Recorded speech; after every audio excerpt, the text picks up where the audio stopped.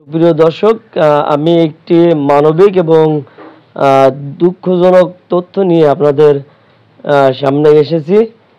আমি এখন আছি সাতক্ষীরার কলারুয়া উপজেলার পাঁচপোতারি আশ্রয় কেন্দ্র এলাকায়। আপনারা যে বোনটাকে দেখতে পাচ্ছেন, এই বোনের নাম হলো মোসাম্মদ স্বপ্না খাতুন। উনি এই আশ্রয় কেন্দ্রে বসবাস করেন। আমরা যেটা জেনেছি যে তার স্বামী কিডনি রোগে আক্রান্ত। তার ডান পাশের কিডনিটা অনেকাংশে নষ্ট হয়ে গেছে। এছাড়া তিনি বেশ কয়েক বছর যাবৎ আলসারে আক্রান্ত। তবে অত্যন্ত দুঃখজনক বিষয়, যেহেতু ওনার স্বামীর দিন মজুর, এই প্রধানমন্ত্রীর আশ্রয় কেন্দ্রে এই প্রকল্পের এই ঘরে থাকেন। তিনি যে সুচিকিৎসা হবেন বা তার স্বামীকে সুচিকিৎসা করবেন সেরকম আর্থিক সামর্থ্য তার নেই।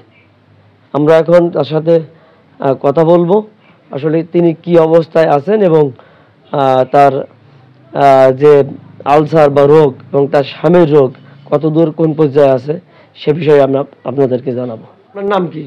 আমার নাম মোসাম্মদ স্বপ্না খাতুন। স্বামীর নাম কি? মোহাম্মদ ইসমাইল হাসান। ইসমাইল হোসেন। আপনাদের বাড়িটা কোথায়?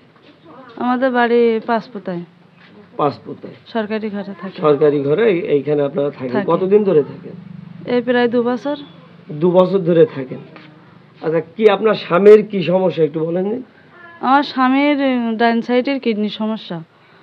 এখন চিকিৎসা তো ঠিক মতন করাতে পারিনি, সেরকম আর্থিক অবস্থাও নেই। দিন মজুরি কোনো রকম সংসারটা চলে। 2 মেয়ে আছে। এখন তাদের খাওয়াতে পড়াতে যেই মনে করো ডাক্তার আমরা দেখাতে পারি না, চিকিৎসা করাতে পারি না। আমি এই 4-5 বছর ধরে আমার পেটে আলসার ঘা ছিল। এখন সেই ঘা এখন আমার এই ছোটো মেয়ে হওয়ার পরে গায়ে ফুটে বেরিয়েছে। এখন আমারও জ্বালা যন্ত্রণা হয়, পেকতিছে, গলতিছে। এখন আমিও খুব অসহায়ের মধ্যে পড়ে আছি। এখন এমন কেউ নেই যে আমাদের সহযোগিতা করবে, চিকিৎসা করাবে।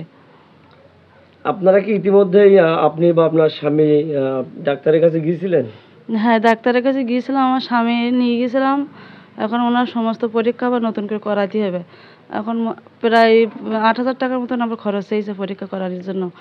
এখন সে পরীক্ষা তো আমি করাতে পারিনি। আবার আমার জন্য আমি ডাক্তারের কাছে গিয়েছিলাম, আমারও একই কথা বলেছে যে আমার সমস্ত পরীক্ষা আবার করা লাগবে, আবার রক্তও দিতে হবে। এখন রক্ত আমি যোগাযোগ করেছি, কিন্তু সে টাকার জন্য যেতে পারছি না, দিতে পারছি না। আপনার কেমন টাকা খরচ হবে বলছে? আমার ওই আবার মনে কর সেই পরীক্ষা করতে হবে, ওই সেই পেটের ভিতরে সে পাইপ দিয়ে যে পরীক্ষাটা করিল। কতদিন আগে করছিল? ওই বড় মেয়ে হওয়ার আগে, 4-5 বছর আগে। আচ্ছা। এখন ওটা 2,000 টাকা চাইছে। আর রক্ত পরীক্ষা, পেশাব পরীক্ষা, ডায়াবেটিস পরীক্ষা, এতে তাতে মনে করো 5-6 হাজার টাকা খরচ হবে আমার।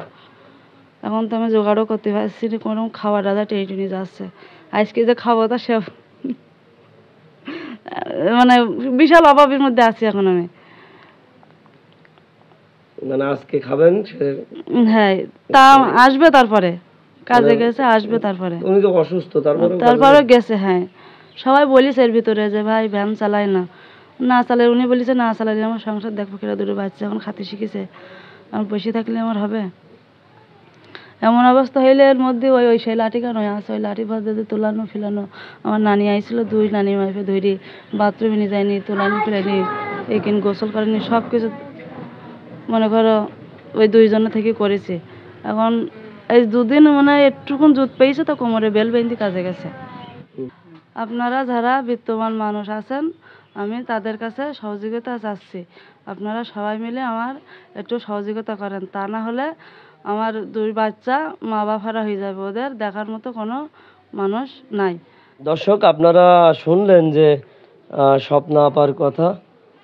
আসলে উনি এবং ওনার স্বামী মারাত্মক অসহায়ের মধ্যে আছে। তিনি তো আলসারে আক্রান্ত, তাছাড়া তার স্বামী কিডনি রোগে আক্রান্ত। আমরা এখানে এসে দেখেছি যে আসলে তাদের বাড়িতে যে দুপুরের খাবে সেই খাওয়ারও নেই।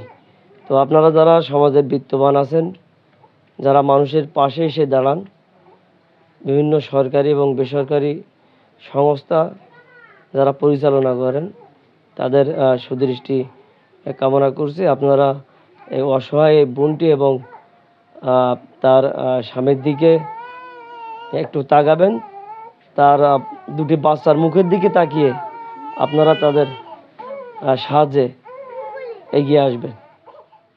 ধন্যবাদ সকলকে।